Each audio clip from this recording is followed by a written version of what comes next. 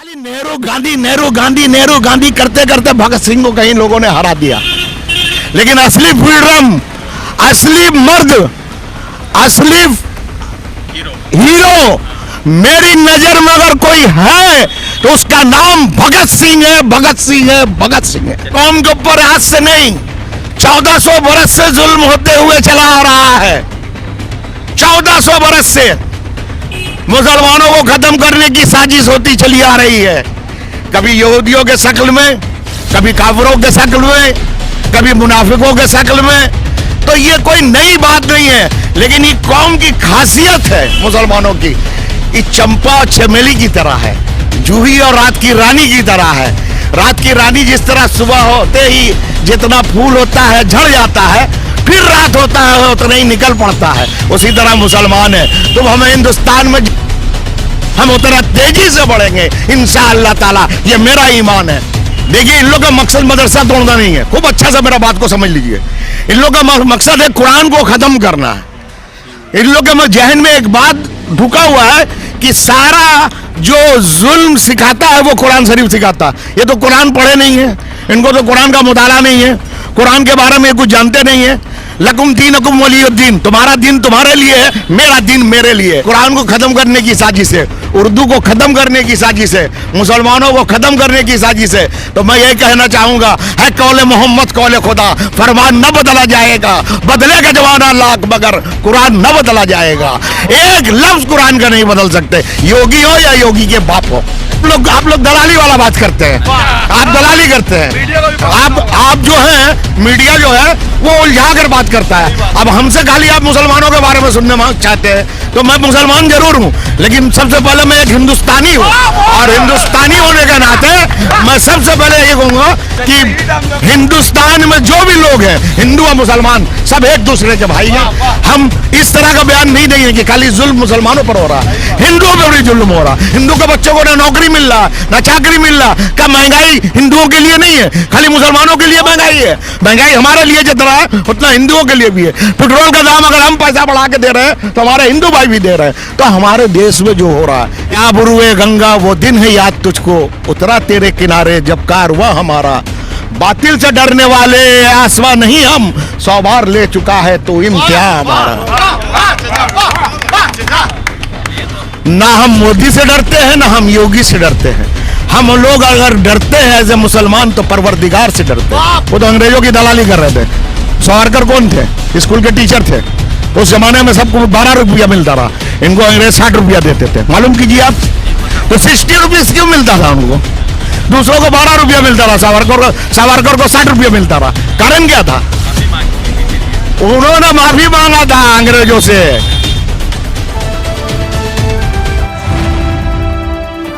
The Indian खबर, सच आपके सामने। नमस्कार, आदाब, मैं रज़ा अंसारी, द इंडियन खबर पर आपका स्वागत है। योगी आदित्यनाथ ने सैटरडे के रोज़ एक बयान दिया है और उस बयान के बाद जो है खलबली मच गई है। नेशनल क्राइम ब्यूरो का डेटा एक शेयर किया और कहा है कि पिछले 5 सालों में उत्तर प्रदेश में एक भी दंगा नहीं हुआ है, 5 सालों में उत्तर प्रदेश में एक भी जो है गुंडागर्दी नहीं हुई और उत्तर प्रदेश भय मुक्त रहा है। मगर साल 2019 में जब CNRC का प्रदर्शन चल रहा था तो 22 मुसलमान जो CNRC प्रदर्शन कर रहे थे उनको गोलियां मार दी गई, आफरीन फातिमा का घर तोड़ दिया गया और मुसलमानों के घर के ऊपर लगातार बुलडोजर चल रहे हैं। सुप्रीम कोर्ट, हाई कोर्ट कुछ क्या कह रही है वो तो खैर बात की बात है। बाबा का बुलडोजर पहले चलता है, फैसला बाद में आता है, तो इस पर जो है बात है। दूसरी तरफ हेमंता बिस्वा शर्मा जो है आसाम में कुछ टेररिस्ट लिंक की बात करते हैं और उसके बाद 3 मदरसा के ऊपर बुलडोजर चलता है और तमाम मदरसा की इमारत को ज़मीन के नीचे कर दिया जाता है, ज़मीन दोष कर दिया जाता है। एक चचा है हमारे साथ, पुराने कह सकते हैं पुराने विचार के हैं मगर नए ज़माने के हिसाब से चलते हैं। और दूसरी महत्वपूर्ण चीज़ ये है कि 2 मरतबा काउंसलर भी रहे हुए हैं, तो झुन्नू चचा नाम है इनका। और सबसे अच्छी चीज़ ये है कि बहुत बेबाकी से बात करते हैं और मोदी जी से तो बिल्कुल भी नहीं डरते। सबसे पहले चचा कि अभी योगी आदित्यनाथ कह रहे हैं कि 5 वर्षों में उत्तर प्रदेश में कोई भी दंगा नहीं हुआ और उत्तर प्रदेश भय मुक्त रहा, दंगा मुक्त रहा। तो जो CNRC में घर टूटा, गोलियां चली है, तो क्या वो दंगे में नहीं आते? सबसे पहले तो मैं आपको और आपके चैनल का शुक्रिया अदा करता हूं कि आपने इतने अच्छे मौजू पर मुझसे बात करने की कोशिश की और मैं आपका तहे दिल से शुक्रिया अदा करता हूँ। और तमाम सुनने वालों को मेरी तरफ से आदाब, नमस्कार, सत श्री अकाल। आपने जो सवाल किया है योगी आदित्यनाथ के बारे में, मैं पूछना चाहता हूँ हिंदुस्तान की सरजमीन पर जो हो रहा है, सबसे पहले मैं अपने चंद अल्फाज से बात शुरू करूँगा। ए आबरूए गंगा वो दिन है याद तुझको, उतरा तेरे किनारे जब कारवां हमारा, बातिल से डरने वाले आसवा नहीं हम, 100 बार ले चुका है तो इम्तिहान हमारा। ना हम मोदी से डरते हैं ना हम योगी से डरते हैं। हम लोग अगर डरते हैं एज ए मुसलमान तो परवरदिगार से डरते हैं, बाकी किसी से नहीं डरते हैं। आपने जो योगी और मोदी का हम पर जो पहले तासुर जाहिर किया, तो आप साफ साफ सुन लीजिए, ना मुझे योगी से डर लगता है ना मुझे योगी से डर लगता है। अगर मुझे डर लगता है तो परवरदिगार से डर लगता है। हम परवरदिगार के मानने वाले लोग हैं, हम एक अल्लाह के मानने वाले लोग हैं। अगर हम डरते हैं तो अपने खुदा से डरते हैं, बाकी हमें किसी का डर वर नहीं है। आपने सर आपके घर पे चलने का डर नहीं है? देखिए, बुलडोजर बुलडोजर बुलडोजर तो उन लोगों पर चल रहा है जो बेचारे कुछ कर नहीं पा रहे हैं। हिंदुस्तान गूंगा बहरा हो चुका है, हिंदुस्तान की जमीन मर चुकी है। मैं पूछना चाहता हूं, खाली बुलडोजर मेरे घर में नहीं चल रहा है, हिंदुओं के घर में भी चला है। ऐसी बात नहीं है, आप एक तरफा बात मत कीजिए। कुछ हिंदुओं का घर भी बर्बाद हुआ है। आप लोग दलाली वाला बात करते हैं, आप दलाली करते हैं।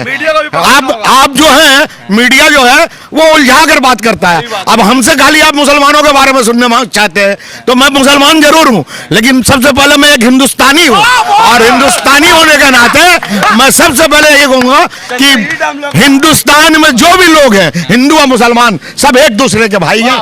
हम इस तरह का बयान नहीं देंगे कि खाली जुल्म मुसलमानों पर हो रहा है, हिंदुओं पर भी जुल्म हो रहा है। हिंदू के बच्चों को ना नौकरी मिल रहा ना चाकरी मिल रहा। क्या महंगाई हिंदुओं के लिए नहीं है, खाली मुसलमानों के लिए महंगाई है? महंगाई हमारे लिए जितना है उतना हिंदुओं के लिए भी है। पेट्रोल का दाम अगर हम पैसा बढ़ा के दे रहे हैं तो हमारे हिंदू भाई भी दे रहे हैं। तो हमारे देश में जो हो रहा है इस वक्त मौजूदा हालात में, वो सबके साथ हो रहा है। ये आप मीडिया है जो हम लोग को बांट के रखना चाह रहा है, लेकिन ये देश की हमेशा एकता रही है। हमेशा जब भी कोई जालिम उठा है तो तमाम हिंदू मुसलमान एक साथ होकर उसका मुकाबला किया गया है। और आने वाले 2024 में ये होने वाला है, आप देखिएगा इंशाअल्लाह ताला। योगी आदित्यनाथ ने कहा कि दंगा नहीं हुआ उत्तर प्रदेश में, तो साल 2019 में जिन लोगों को गोली मार दिया गया, तो क्या वो दंगा में शामिल? नहीं, दंगा हुआ, दंगा से ज्यादा तो अभी जो हो रहा है योगी आदित्यनाथ जो कर रहे हैं, देखिए एकदम साफ सुथरी बात है। एक कम्युनिटी को टारगेट बनाया जा रहा है, मुसलमानों को टारगेट किया जा रहा है सिर्फ वोट के लिए। 2024 में इलेक्शन है, वो सोच रहे हिंदू पॉलिटिशियन हम लोग की तरफ हिंदू वोट आ जाए। हम लोग सोच रहे हैं कि सब लोग मिलकर वोट करें, लेकिन उनका मनसा कुछ और है। योगी आदित्यनाथ मोदी के बाद प्रधानमंत्री बनने का ख्वाब देख रहे हैं, यही है हकीकत। बीजेपी कैबिनेट में जगह नहीं, उन्हें ना प्रचार समिति में मिली, ना ही पार्लियामेंट्री बोर्ड के पूरे सदस्य में मिली जगह। अरे तो मोदी बहुत चालाक आदमी है, उसको क्या मालूम। मोदी देखिए नितिन गडकरी को कैसे साइडलाइन कर दिया, मोदी ने नितिन गडकरी को हटा दिया। उससे बढ़िया आदमी कौन था, उससे ज्यादा काम किसने किया बीजेपी में? है कभी किसी के खिलाफ आरएसएस माइंडेड आदमी, लेकिन आज तक उसके मुंह से कभी भी मुसलमानों के खिलाफ कोई एक वर्ड नहीं सुना। कितना बढ़िया आदमी था।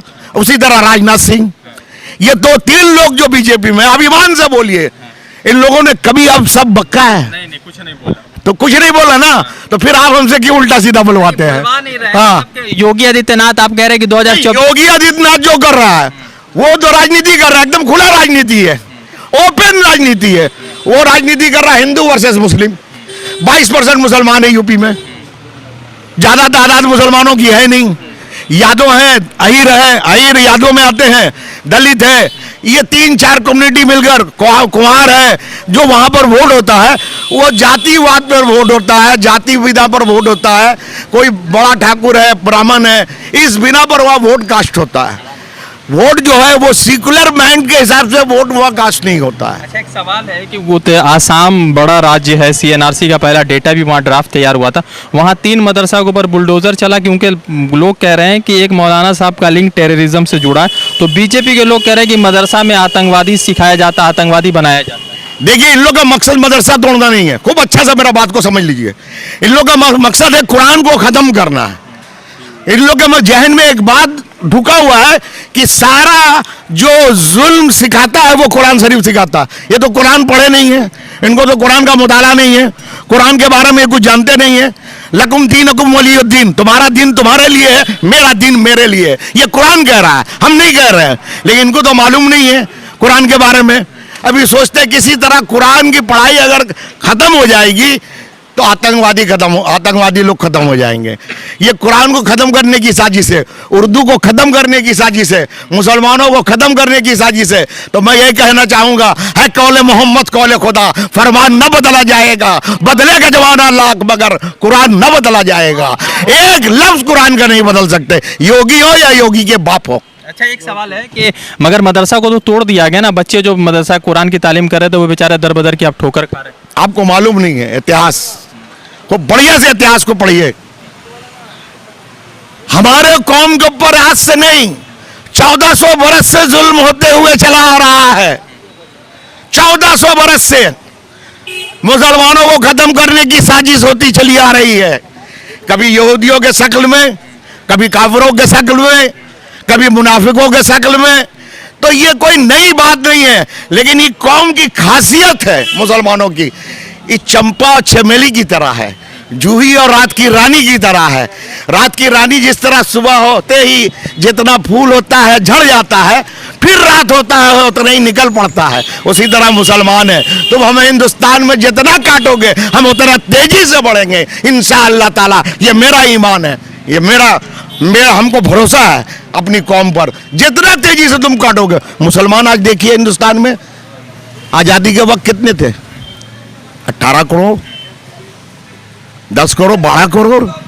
आज कितना है? आज कितना है? 22 करोड़, ठीक ना? पूरा हिंदुस्तान में 22 करोड़ है। तो 22 करोड़ लोग जो आज जो जुल्म का शिकार हो रहे हैं, इनको जवाब देना पड़ेगा। देखिए कैसे जवाब देंगे? ये जवाब इनको देना पड़ेगा आने वाला 2024 के बाद। एक एक चीज का हिसाब होगा। और अल्लाह असबाब निकालता है, अल्लाह रास्ता निकालता है, और अल्लाह रास्ता निकाल रहा है। वो शक्ल सामने आ गया है जो आप भी जान रहे हैं, उसका नाम है नीतीश कुमार। आने वाले 2024 में जो खेला होने वाला है, उस खेल को समझिए खूब अच्छा से। लंगड़ा घोड़ा पे दाव लगा रहे हैं आप? लंगड़ा घोड़ा? एक तो ऐप बताइए उस घोड़े के अंदर। पार्टी हमेशा बदलते रहते हैं। क्या आप बात कर रहे हैं? आजकल लोग माँ बाप बदल रहे हैं, आप पार्टी की बात कर रहे हैं। पैसे के लालच में बीवी बदल दे रहे हैं, दूसरी बीवी ले आ रहे हैं। कहाँ है आप? पैसा पैसा ऐसा चीज है। नीतीश कुमार एक मजा हुआ खिलाड़ी है, उसको मालूम है 2024 में क्या होने वाला है।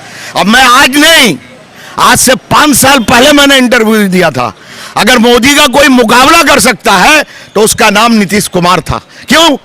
उसके ऊपर कोई दाग नहीं है, साफ छवि का आदमी है, ईमानदार आदमी है। मोदी जैसे अपने आप को ईमानदार बोलते हैं, लेकिन वो तो ईमानदार है नहीं। उनका सारा पैसा अडानी और अंबानी के साथ चल रहा है।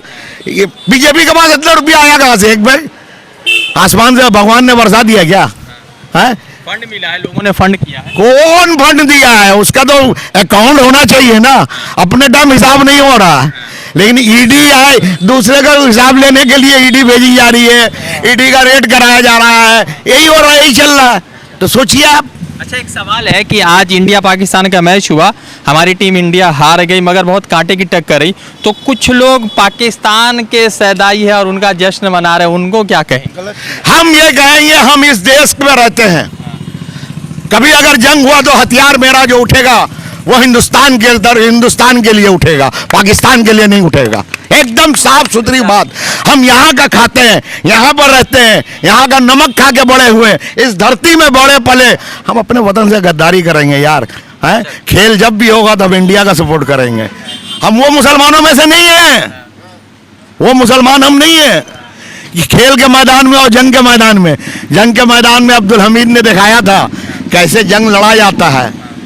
अपने आप को बम लगाकर पाकिस्तानियों के टैंक के सामने अब्दुल हमीद सो गए और तोप का छितरा उड़ गया। हमीद ने इस बात को साबित कर दिया कि जब वतन की इज्जत की बात आए तो ए मुसलमानों, तुम जान की बाजी लड़ाते हुए भी मत डरना। तो हम लोग को मालूम है और ये अल्लाह और अल्लाह के रसूल ने भी इरशाद फरमाया है, तुम अपने वतन से मोहब्बत करो, अपने लोगों से मोहब्बत करो। अल्लाह के रसूल सल्लल्लाहु अलैहि वसल्लम ने थोड़ी कहा है, अपने मोहल्ले में पहले बोला अपने मोहल्ले के लोगों का ख्याल रखो, तो ख्याल में मीन्स कहीं कहा है कि हिंदुओं का ख्याल रखो, सबका ख्याल रखो। तब फिर हमने कहीं हिंदू न मुसलमान देखा, इंसान की नजरों से इंसान देखा। सबसे पहले हम लोग इंसान हैं, बाद में हिंदू और मुसलमान। सवाल आखिरी एंड करेंगे, मोदी जी अगर आपको कभी मुलाकात हो गए तो क्या कहना चाहेंगे? उनसे मुसाफा करेंगे, उनसे बात करेंगे और उनका शुक्रिया अदा करेंगे कि 10 साल आपने देश चलाया है, 5 साल आप दूसरे को मौका दीजिए। नीतीश कुमार देखे, बहुत उनका नाम आ रहा है, इंशाअल्लाह ताला हमको उम्मीद है। अब वोट देने वाले लोग फैसला करेंगे। तो अभी आप मोदी जी पर गरजे हैं, बरसे और सब सामने आ जाएंगे तो मुसाफा करेंगे? हाँ जरूर करेंगे, ये फर्ज बनता है। इंडियन प्रधानमंत्री है, वो मेरे देश का मुल्क का। शिकायत नहीं करेंगे? हाँ शिकायत आपके सामने क्या करेंगे? तो बता दीजिए जाओ। क्या शिकायत हो? शिकायत यही करेंगे कि आपने एक तरफा देखा, हम लोग की तरफ नजर नहीं किया। आप हमेशा हम लोग को गद्दार समझते रहे, हमेशा हम लोग को आतंकवादी समझते रहे, लेकिन वो हम लोग को आतंकवादी नहीं कहते हैं। ये आप लोग अपने जहन से निकाल दीजिए। सावरकर को देशभक्त मानते हैं आप? सावरकर को? उसका हिस्ट्री उठा के देखिए। नहीं आप बताइए। नहीं हम नहीं मानते, वो तो अंग्रेजों की दलाली कर रहे थे। सावरकर कौन थे? स्कूल के टीचर थे।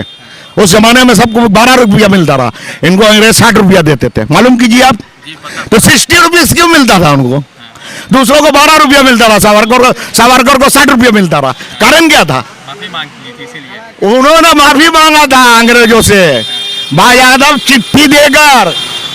तो हम वही हमने जो पढ़ा, जो देखा हमने कि दूसरे टीचरों को 12 रुपये उस जमाने में मिलता रहा। 1952 से पहले की बात है ये, अंग्रेजों के टाइम में। 44-46 की बात है। ऐसे ही है, 44-45 की बात है, उतना जहन में नहीं है, लेकिन मुझे मालूम है उस वक्त अंग्रेजों ने टीचरों को 12 रुपया मंथली देते थे, लेकिन सावरकर को 60 रुपया मिलता रहा। क्यों? कि वो अंग्रेजों की दलाली करते थे। ये सब कौन थे? आरएसएस कौन था? आरएसएस तो हिंदुस्तान बनाने के खिलाफ था। भगत सिंह को फांसी किसने लगवाया? अंग्रेजों ने। फांसी किसने दिया? अंग्रेजों ने दिया ना। वकील कौन था? उनके तरफ के लोग थे। कौन? नाम बताइए। वाह रे एडिटर साहब, वाह रे एडिटर साहब। नाम याद नहीं रहता ना बहुत सारे। भगत सिंह की तरफ जो लड़ाई लड़ रहे थे वो मुसलमान थे, और भगत सिंह के खिलाफ जो लड़ रहे थे वो आरएसएस के लोग थे। आसिफ अली नाम था क्या उनका? आसिफ अली नाम मुसलमान वकील का था। अच्छा, भगत सिंह की तरफ। जो भगत सिंह की तरफ थे, हाँ। उनको बचाने की कोशिश हो रही थी। खाली नेहरू गांधी करते करते भगत सिंह को कहीं लोगों ने हरा दिया। लेकिन असली फ्रीडम, असली मर्द, असली हीरो मेरी नजर में अगर कोई है तो उसका नाम भगत सिंह है, भगत सिंह है, भगत सिंह है। तो लगातार जिस तरह से पूरे देश भर में माहौल है, मदरसा मस्जिद को लेकर अलग अलग बयान है, और उसी बीच योगी आदित्यनाथ के बयान है। तो योगी आदित्यनाथ के बयान पर 70 साल के चचा ने अपना बयान दे दिया है और लोगों को समझने की ज़रूरत है। देखते आगे क्या कुछ अपडेट आता है और योगी आदित्यनाथ अपने बयान से क्या मुखरते हैं, आगे बढ़ते हैं। रज़ा अंसारी की रिपोर्ट, द इंडियन खबर के लिए।